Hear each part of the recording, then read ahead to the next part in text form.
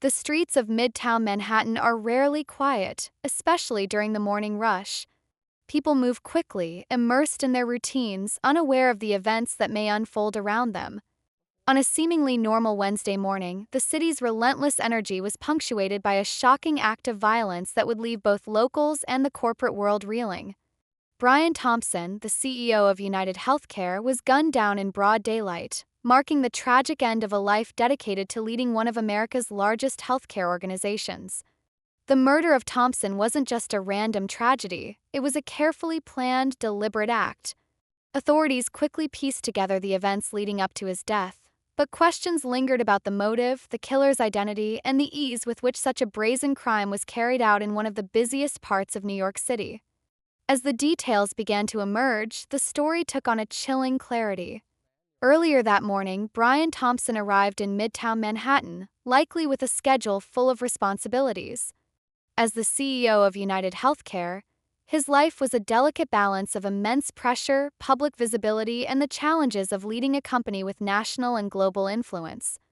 On this particular day, he was set to speak at an investors' conference hosted at the Hilton Hotel on 6th Avenue. His speech would undoubtedly address the future of the healthcare industry, highlighting UnitedHealthcare's role in shaping that future. However, unknown to him, someone had been watching. A hooded figure, dressed inconspicuously to blend into the city's throngs of pedestrians, had been tracking his movements. Surveillance footage later revealed that the suspect was inside a Starbucks just minutes before the attack. This Starbucks, located at 56th Street and 6th Avenue, was bustling with activity, as it always was during the morning rush. The suspect stood in front of the counter, his hood drawn tightly over his head, obscuring his face. Whether he ordered a coffee, stood waiting, or was simply using the space to linger unnoticed remains unclear. Yet, in hindsight, every detail of his presence there feels ominous. The moment the suspect left the Starbucks, his actions took a chilling turn. Just a short distance away, Brian Thompson was walking toward the Hilton Hotel when the hooded man approached. Without hesitation, he pulled out a firearm and opened fire. The sound of gunshots rang out, shattering the usual hum of Midtown Manhattan. Witnesses described the scene as chaotic, bystanders screaming and ducking for cover, others frozen in shock as the violence unfolded before their eyes. Thompson was struck multiple times. Bullets hit his back and his right calf, causing him to collapse on the sidewalk. The attack was over in seconds, and the gunman fled the scene with calculated efficiency. He disappeared into the crowd, mounting an E-City bike on 6th Avenue and pedaling towards Central Park. The choice of escape, a rental bike, was as perplexing as it was deliberate, allowing him to blend into the city's frenetic environment and vanish without a trace. First responders arrived swiftly, finding Thompson gravely injured. He was rushed to Mount Sinai Hospital, a short distance from the crime scene. Despite the medical team's best efforts, the severity of his injuries proved fatal. Just 50 years old, Brian Thompson was pronounced dead. The news of his passing sent shockwaves not only through the corporate world but also through the many communities touched by UnitedHealthcare's work under his leadership.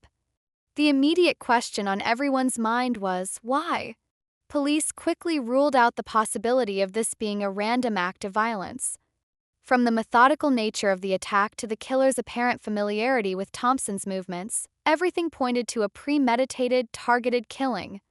NYPD Commissioner Jessica Tisch confirmed as much during a press conference, stating, "Every indication shows that this is a premeditated, pre-planned, targeted attack." Investigators turned their attention to Thompson's professional life, searching for clues that might explain why he was singled out. Paulette "Polly" Thompson, his wife of many years, later revealed that her husband had been receiving threats related to his role at UnitedHealthcare. As the leader of the nation's largest private insurer, Thompson's decisions undoubtedly impacted millions of people, from patients to healthcare providers. The weight of such a position often comes with significant scrutiny and, in some cases, hostility. For Paulette, these threats were deeply troubling, but they had no reason to believe they would escalate to this level of violence. The loss of Brian Thompson was not just a personal tragedy for his family, it was a devastating blow to an industry and a community that relied on his leadership. Friends and colleagues described him as a visionary, someone who dedicated his career to improving healthcare access and affordability. Under his guidance, UnitedHealthcare had grown to become a cornerstone of the American healthcare system, serving millions of patients and partnering with countless healthcare providers nationwide. His death left a void that would be difficult, if not impossible, to fill. For Paulette and their 2 children, the grief was immeasurable. Brian was not just a CEO or a public figure, he was a husband and a father. His family had always been his top priority, despite the demands of his high-profile career. Now they were faced with the harrowing task of navigating life without him, grappling with the senselessness of his murder while trying to find solace in their memories of the man he was. As the investigation unfolded, the NYPD worked tirelessly to track down the killer. The photo of the suspect at Starbucks became a key piece of evidence, circulating widely as police appealed to the public for information. Crime Stoppers offered a $10,000 reward for any tips leading to an arrest, underscoring the urgency of finding the person responsible. Detectives combed through hours of surveillance footage, tracing the suspect's movements and analyzing every detail of his escape. The use of the e-city bike added an unusual twist to the case, highlighting the killer's resourcefulness and familiarity with the city. The murder of Brian Thompson also sparked broader conversations about safety, accountability, and the challenges faced by high-profile executives. In an era where public figures are increasingly accessible through social media and other platforms, the risks associated with visibility have grown. For corporate leaders like Thompson, whose decisions can have far-reaching consequences, these risks are amplified. The threats he received before his death now take on a haunting significance, raising questions about whether more could have been done to protect him. As days turned into weeks, the search for justice continued. The NYPD remained steadfast in its efforts, but the killer's trail had gone cold. For Paulette and her children, the lack of closure was a painful reminder of the uncertainty that now defined their lives. They leaned on the support of friends, family, and the community, drawing strength from the outpouring of love and condolences that followed Brian's death. Yet the absence of answers weighed heavily on them, a constant shadow in their journey toward healing. Brian Thompson's legacy, however, is not defined by the manner of his death but by the impact of his life. His work at UnitedHealthcare transformed the healthcare landscape, making it more accessible and efficient for countless individuals. He was a leader who inspired those around him, a man whose vision and determination left an indelible mark on the industry. For his family, friends, and colleagues, his memory is a source of both pride and profound sorrow, a reminder of what was lost and the incredible legacy he leaves behind. The streets of Midtown Manhattan have returned to their usual rhythm, but the echoes of that Wednesday morning linger.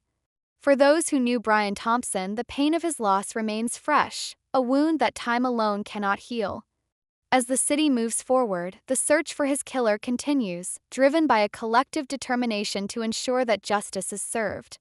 And for those who loved him, the fight for answers is more than a quest for closure. It is a tribute to the man they cherished and a testament to the enduring impact of his life.